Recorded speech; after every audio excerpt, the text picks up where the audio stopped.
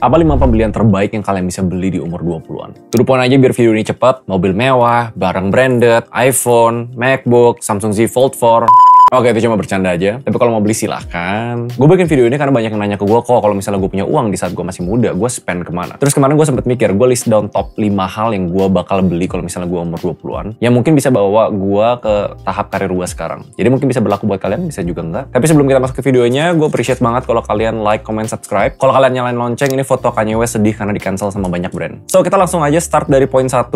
Hal terbaik yang kalian bisa beli adalah ilmu. Nah, sebelum kalian langsung, apaan sih ilmu, bosen banget kok lu bahas ilmu terus? Nah, tapi di sini gue bakal lebih praktikal ya. Ilmu tuh sebenarnya bisa dibagi ke dua. Banyak yang kalian nggak ngerti, ilmu tuh sebenarnya dibagi ke theoretical sama practical. Yang gue lebih sarankan di sini adalah practical. Karena kita lihat dari beberapa puluh tahun education system kita yang sifatnya lebih banyak theoretical. Yang kita dites ujian, yaitu dari kemampuan kita mengingat rumus-rumus dan teori dan apapun itu. Menurut gue di zaman 2022 dan kedepannya, kalian lupain aja atau kayak kurangin yang namanya theoretical. It's good untuk mau nambah wawasan, tapi kalau misalnya kita ngomongin tentang succeeding di karir dalam uang, fokus ke skill-skill praktikal. Tapi apa yang harus di-spend? Di sini tuh sebenarnya banyak ya. Misalnya kayak buku, dari courses, workshop, bootcamp. Kalau gue jadi lu dan kalian masih tahap merintis karirnya, ilmu adalah hal terbaik yang kalian bisa investasikan atau spending by far. Forget about the 4 points di video ini. Kalau kalian ngerti dan kalian bisa spend di ilmu, itu return investmentnya bisa 10.000%, 100.000%, bahkan jutaan persen. I'm not kidding soal ilmu, makanya gue passion banget dalam sharing apa yang gue pelajarin. Tapi let's get back to topic. Apa maksudnya ilmu praktikal? Dan lebih detailnya lagi, apa yang harus dicari? Ilmu praktikal itu yang kalau misalnya kita ikutin course-nya, atau kita beli bukunya, atau kita ikutin bootcamp-nya, ada hal yang langsung kita bisa praktekin. Sesimpel misalnya coding bootcamp, coding course. Harus jelas lihat ekspektasi outcome dari ilmu yang dibeli, apakah setelah ikut ilmu itu kalian bisa membuat ABC, kalian bisa melakukan CDE. Menurut gue satu hal yang sering dilupain sama orang pas mereka beli ilmu adalah ekspektasi setelah mereka mendapatkan ilmunya. Dan sekarang banyak banget kok course-course yang sifatnya lebih fokus ke what's next. Dan ini poin ekstra kalau misalnya kalian lihat dari banyak banget course dan bootcamp, bukan cuma ngajarin how to praktek, tapi mereka memfasilitasi prakteknya itu. For example, beberapa tempat yang bekerja dengan perusahaan-perusahaan yang sifatnya bisa ngejob connect kalian. Tapi itu di fase employee ya, jadi kalian mendapatkan skill dan kalian langsung bisa dioper kerjaan. I think that's one of the easiest way untuk dapat return of investment terbesar dalam umur 20-an kalian. Tapi banyak juga yang sifatnya indirect, contohnya kayak di kategori self-employed. Kita kan tahu kan, ada beberapa jenis income. Employed kalian sebagai karyawan, ada self-employed ya kalian mempekerjakan diri sendiri. Dan beberapa dari ilmu-ilmu ini tuh kalian harus lihat ada beberapa complementing. Harus lihat hard skill sama soft skillnya. Misalnya hard skillnya coding, tapi kalian mau freelance, mau belajar cari klien, harus ada ikut course soft skillnya. Gimana cara negosiasi, gimana cara administrasi, bikin proposal, dan lain-lainnya. Anyway, kalau misalnya kalian ikut ternak uang, itu salah satu contoh skill yang self-employed kalau misalnya kalian mau aktif sebagai investor atau sebagai full-time trader. Kita nggak nyaranin atau rekomendasi kalian mengejar karir apapun, tapi analoginya itu jenis skill yang kalian bisa pelajari langsung praktek, kalian bisa lakuin, dan make money, dan membangun karir. So, nomor 1, beli ilmu. Gue rasa itu nggak bakal capek-capek gue sebut di beberapa video. Berapa persen yang baik? Kalau menurut gue, mulai dari 5-10% dari alokasi income kita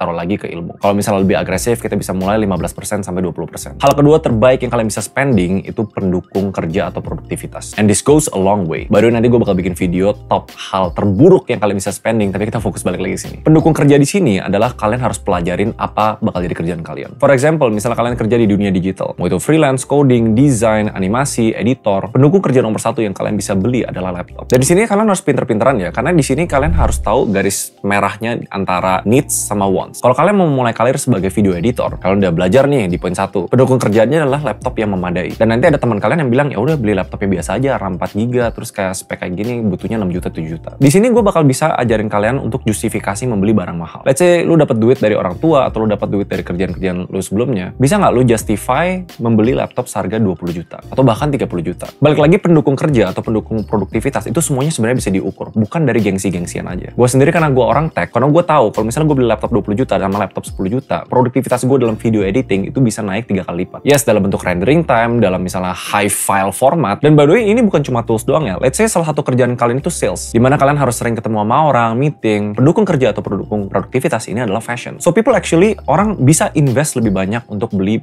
baju-baju yang lebih berkualitas. Tapi jangan kena trap harus beli baju-baju branded, karena banyak banget solusi pendukung baju atau how to dress professional tanpa kalian harus spend uang yang tidak perlu. Gak perlu brand-brand mahal, ada brand-brand yang biasa aja tapi kualitas bajunya bagus. Jangan pernah ngelihat pendukung produktivitas sebagai sebagai liabilitas. Itu adalah aset yang bantu kalian create active income. Satu contoh lagi ya, misalnya HP, mic, dan alat-alat lighting. Untuk kalian mau berkarir sebagai content creator, itu adalah pendukung kerja yang sebenarnya bisa dijustifikasi. Tapi di poin 2 ini, yang paling penting adalah judgment kalian pribadi. Jangan sampai ngejustifikasi dan membohongi diri sendiri, gue butuh yang paling top, padahal gue cuma butuh di level menengah. Atau misalnya kalian nggak mampu, harusnya mulai dari yang paling bawah, dan nggak salah beli laptop yang 10 juta. Ukur kemampuan masing-masing. Tapi sama kayak poin pertama, walaupun ini lebih indirect, ini return investmentnya, gue beli laptop 40 juta gue, bisa naikin produktivitas gue yang bisa create income gue ratusan juta. So, lihat dari aspek itu. Oke, poin ketiga, harusnya kalian agak kaget denger ini dari gue, yaitu hobbies and experiences. Di umur muda kalian, karena banyak yang sekarang ngerasa hustle culture is everything. Produktivitas itu semua yang harus dikejar dan nggak boleh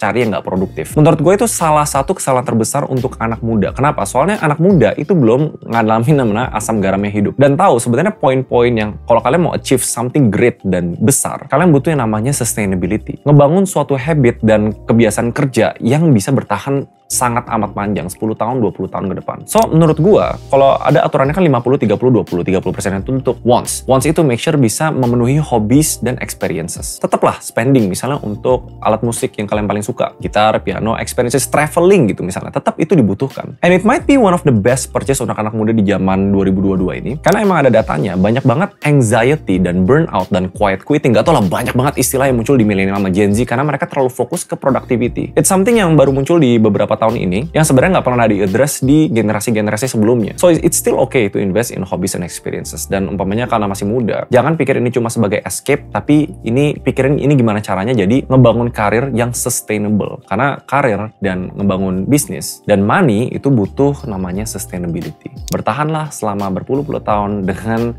kita spend on hobbies and experience. Mungkin tip tambahannya, ada beberapa hobi yang kalian bisa ngebangun, ya bisa blow off some steam tapi membangun produktivitas. Contohnya musik. Musik kalau kalian suka itu bisa ngebantu analytical thinking, problem solving, dan the way kalian mikir dalam approach suatu masalah, ya bisa contohnya kayak gitu. Kalau traveling mostly for experiences sama mendapat perspektif baru terhadap sebuah masalah. Yang keempat adalah networking. Yes!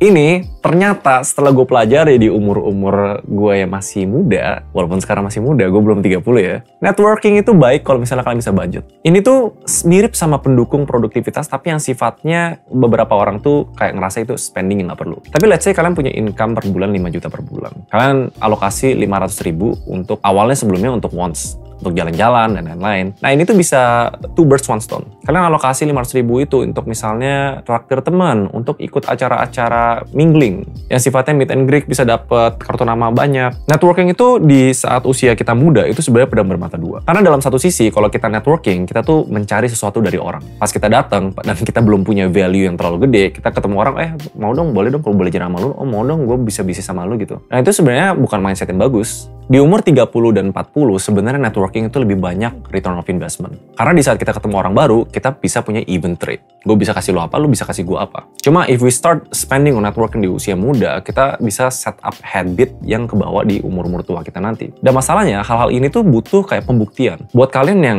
pertama kali nonton video ini, kalian nggak bakal tahu seberapa pentingnya networking sampai actually ada kejadian di mana kalian butuh apa, di mana kalian butuh kolaborasi apa, bisnisnya mau ngapain, oh gue kenal dia. Trust me, kalian nggak bakal tahu videonya gimana. Tapi gue sebagai orang yang udah menjalani, let's say 8 tahun lah setelah umur 20, networking is damn important. Dan kadang-kadang kita harus spend lebih, misalnya untuk traktir makan, untuk ajak jalan kemana. Tapi poin di sini adalah genuine. Jangan cuma ngelakuin itu untuk berusaha mendapatkan sesuatu dari orang. So itu poin 4 yang menurut gue terbaik yang kalian bisa lakuin di umur 20. Poin terakhir yang kalian nggak expect adalah asuransi. Itu hal 5 terbaik di kalian umur 20. Ingat, di umur 20-an itu tuh usia prime kalian untuk step 0 memulai wealth accumulation. Mengumpulkan kekayaan. Dan di tahap wealth accumulation, pas kalian belum punya kekayaan, kalian sebenarnya bisa mengambil sesuatu yang high risk karena ada bantalannya. Cuma at the same time, mungkin bantalannya itu sifatnya kayak balik lagi ke orang tua, atau misalnya kalian masih bisa nggak ada tanggungan. Tapi kalau secara uang kalian kan dikit. Di umur 20-an mungkin uang yang terkumpul kalian tuh nggak sebanyak orang yang umur 30-40. So bayangin kalau misalnya kalian sakit one day jebret, uangnya ambil keguras. Dan akhirnya yang harusnya dipakai buat investasi di bisnis, bikin bisnis baru malah hilang semua. Backtrack deh 2 tahun. Dan gucusnya kalau misalnya kita ngomong asuransi, kalian nggak perlu yang ke agen-agen atau kayak yang, oh berapa nih preminya jutaan per tahun. Kalian bisa cari digital insurance online yang preminya tuh mungkin semurah ratusan ribu. Yes, kalian nggak salah dengar, ratusan ribu, bahkan gue lihat ada beberapa yang puluhan ribu. Pelajari premi-preminya, pelajari diri sendiri kira-kira apa sih yang bakal kalian ke-expose, penyakit-penyakit yang mungkin bisa kalian ke rumah sakit terus harus bayar 50 juta. Dulu gue usus buntu bayar 80 juta. Dulu pas kecil banget, tapi ini bukan umur 20-an ya, gue operasi ratusan juta karena kepala gue nih soak nih. Sampai harus transplant otak monyet, fotonya yang ini ya. Dan umpamanya itu bisa jadi potential return of investment terbesar kalau misalnya terjadi kejadian sakit. Start with online insurance, gampang kok. And I think that concludes the top 5 things, 5 hal terbaik purchase untuk di umur 20-an. Nanti di video selanjutnya gue bakal bahas hal terburuk yang kalian bisa beli di umur